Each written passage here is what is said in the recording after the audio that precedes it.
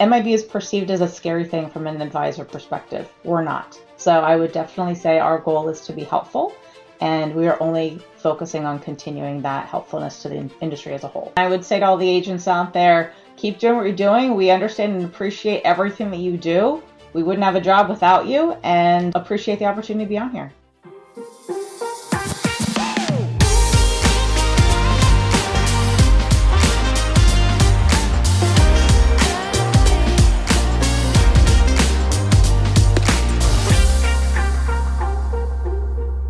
Hello, everyone, and welcome to another episode of CBS Spotlight. If you are here by mistake, you are in the right place now.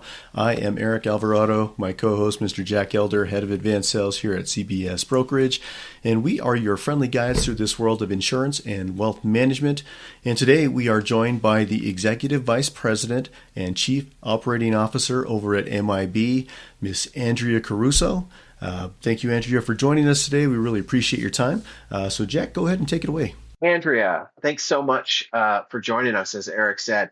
Before we get into MIB, would love to hear more about you. Where did you come from, and how did you get to where you are? Sure, no problem. It's been a little bit of a whirlwind. I think I really grew up in the insurance industry. I started quite young, right out of school, needed a job, interviewed with a couple of different places.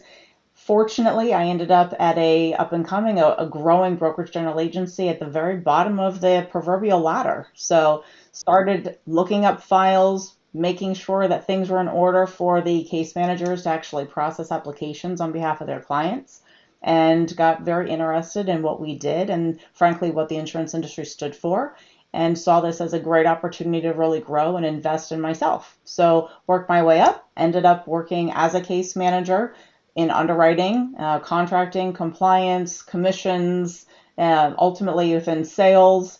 Had the wonderful opportunity to work with both you and Eric. So it is a small world that we all live in. And after being there for over 25 years, I ended up jumping over to MIB. And as Eric mentioned, it really questioned a lot of people as to why in the world would I make that move. But I will say it's been a wonderful opportunity. It really allowed me to bring the brokerage perspective, and my ultimate goal was to be able to be more impactful from an industry-wide perspective. So love what I'm doing and happy to share that with you. What does they say? If you love what you do, you don't have to work a day in your life, something like that? They do say that. I don't think those people actually work, but that's okay. Yeah, they don't have jobs. Right. They work in like an English faculty department or something. So where does MIB, because, the viewers or listeners are insurance agents, sometimes they're fiduciaries, and they may not know exactly where MIB fits into the life insurance ecosystem. Where do you fit in, and what does MIB mean to advisors and their clients? So MIB is not this top secret organization, and contrary to what my kids said, I did not go working for a super alien invaders or something along those lines. They thought that was the coolest thing when I decided to change jobs. But MIB really is we'll call it at the core of the insurance industry. So we've been around for over 125 years. The initial focus was on fraud detection. The great opportunity associated with that was we already had the trust of the insurance industry, which is one of the hardest things to really get. So it was an amazing thing. When I joined, we were able to talk to more insurance companies than I ever even knew existed. So there's well over 300 and some insurance companies within the United States and Canada, which is who MIB represents.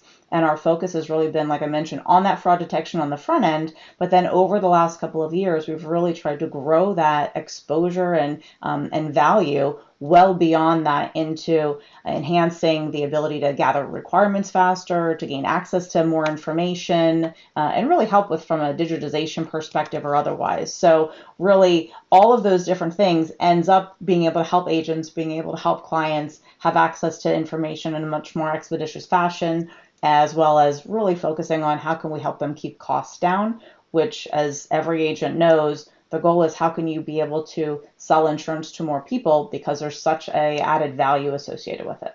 B stands for? I'm sorry? What does MIB stand for? It stands for?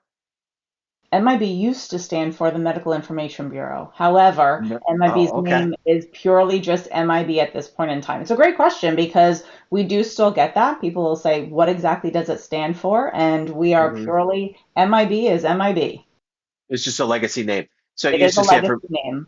Yep. got it, got it. And so you mentioned technology and how those technological enhancements enter at the carrier level through you all, right, as a part of this life insurance ecosystem, and that eventually benefits the end consumer and advisors who are providing insurance solutions to their clients.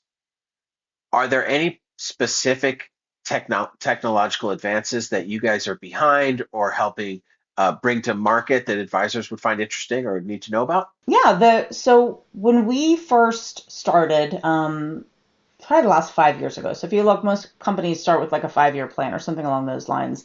One of the things that was ironic was we were right in the middle of COVID.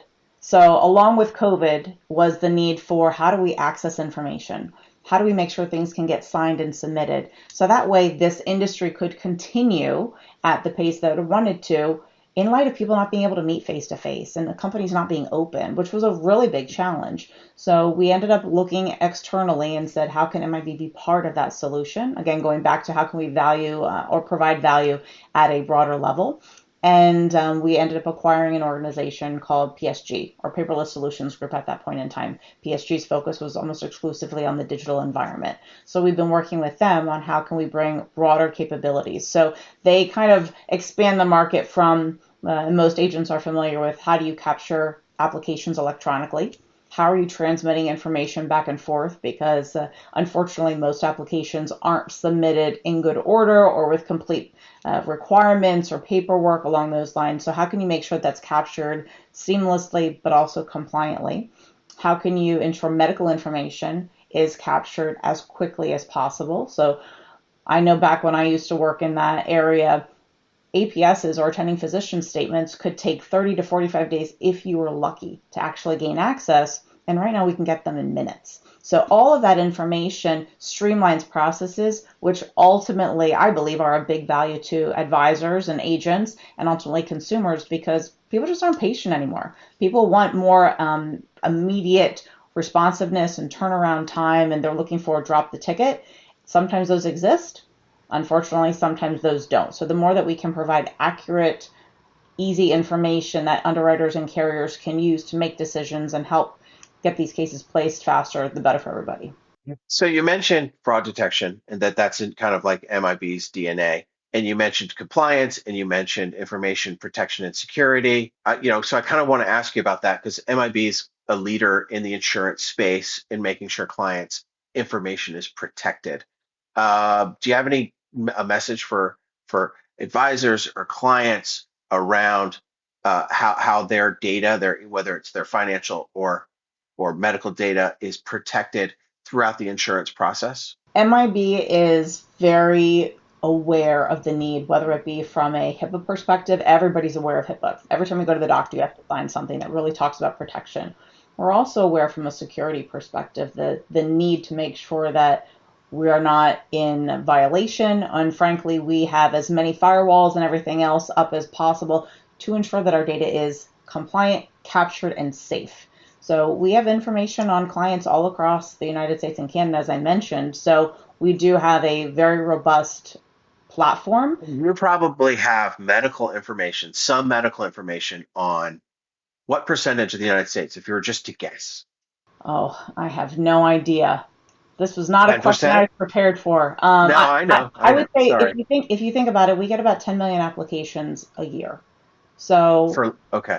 yeah, so if you think of utilizing 10 million as a rough annual benchmark, a lot. Now, sometimes there's duplications, sometimes there's clients that apply for multiple applications across the board, but a high propensity. And one of the things that is very important is making sure that we can capture the necessary information so that carriers have a good awareness. So again, it's not intended as a scary thing that there's a lot of data, Mhm. but it is a help because when we're able to help the insurance companies with that data, they don't need to go back and get it again, or they don't need to Mhm. actually work with multiple other carriers to try and gain some insights. We can help provide it as seamlessly as possible. This lowers costs, increases efficiencies, and helps protect client data. It, So it's a very good thing. it does, as much as nobody loves increasing costs. Look at where we've all been as we all watch different cost implications. No one loves costs going up. But imagine how expensive things would be if there was even more challenges associated with whether it be fraud or whether it be with a lack of awareness of information or just the amount of effort if they have to hire more people to access the Oh stuff. yeah. So the more that we can help with that, and we're not the only entity that does that, but the more that we can help with that from all the insurance companies, that definitely trickles down to the advisors and the costs associated with it. Makes sense. So, Andrea, your background is in, among many things, because you've done every job in the general agency, like in the life insurance world. Underwriting is a big part of your background. And when I met you, you were in underwriting, and um, and then MIB is a critical component in the underwriting process in terms of, as we've covered, providing, storehousing medical information, protecting medical information, and not necessarily sharing medical information, but increasing efficiencies across life insurance companies. So underwriting is a big part of your background and your current role. What do you see happening in the next few years? Any new trends emerging on the underwriting side that you think life insurance advisors or clients would be interested in hearing about? There's so many requests for data and so many different types of vendors out there right now. I would say one of the biggest challenges is weeding through all of them. So more is not always better. Ensuring that we can help all of the carriers and all of our clients have access to the data that they determine that they need. Keep in mind, there's no level of consistency either. So as part of those 300 and some companies, everybody has different requirements. Everybody views things a little bit differently, whether it's for actuarial needs, whether it's for how they underwrite. Everybody has different desires. One thing You that is, say that, you mean like every carrier might look at hypertension differently, or obesity, or yeah, cancer. they'll look at what we could categorize as impairments. They'll look at Yeah. impairments differently, but also it's the level of items that they need in order to be able to do the evaluation. So some might say, I need access to prescription database checks. I mean, need access to medical records. I need access to claims. I need access to multiple different elements out there. Some use some general scoring that they actually do based off of information that they've been able to garner off of their different data sets. So there's a lot of different things that are used in the determination and the ultimate risk classification at an underwriting level. But one thing that is really starting to gain more traction is the need for automation. Again, starting with COVID, even before COVID, you really saw more automated underwriting at certain levels. Then there was kickouts. Those kickouts have really started to minimize a bit. Underwriting automation levels have increased, which has been helpful from a straight through perspective. But now you see AI coming into place. And the questions about, is AI really going to be utilized, and where, and how can we make sure that all the information you're getting is really client specific? I think that you're going to have some assessments on carriers reassessing where and what requirements they will or will not be using. There's a couple carriers out there that are starting to get rid of agent amount requirements, that are doing, we'll call it right size underwriting, that really is more geared towards the particular client and what's going on with them. And then they'll decide what requirements may or may not be needed. So I think you're going to start seeing some Can you give shifts me an when it comes to example of what you that. mean? As an example, so normally you would look at, from an agent perspective, you'd look at an age amount requirement chart, and it would say for this age and for this face amount, here's the 7 or 8 different items that you might need. Some companies are looking at throwing that out the window. Some have already done it. And with that being thrown out the window, let's make sure that we're only requesting the data items that we believe are needed based off of you. So you could have certain medical histories. You could have no medical history. So maybe I do or don't need lab work that's done or something else. So that's really where I would see age amount requirements is really up for grabs these days. Some companies are a little bit further down that path than others, but also as you're looking at the different items that are even being needed, making sure that they make sense and that more is not always better. So I think that over time, people will really start assessing what all they need, stop ordering 7 or 8 different items, So and come that's where I down was to about to a go. couple. How does this affect an advisor who wants to provide insurance solutions to the client? Sounds like it would be an enhancement to their practice. I think it's Less an improvement. time. Yeah.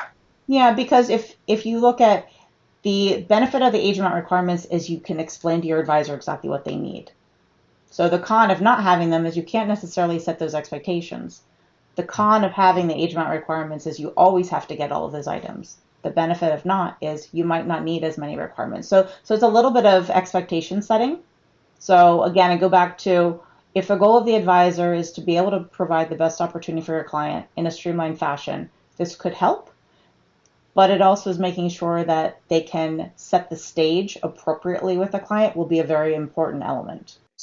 Makes sense. So all of these things, MIB is in the background, providing solutions and communication between these carriers, and it's always growing and getting better.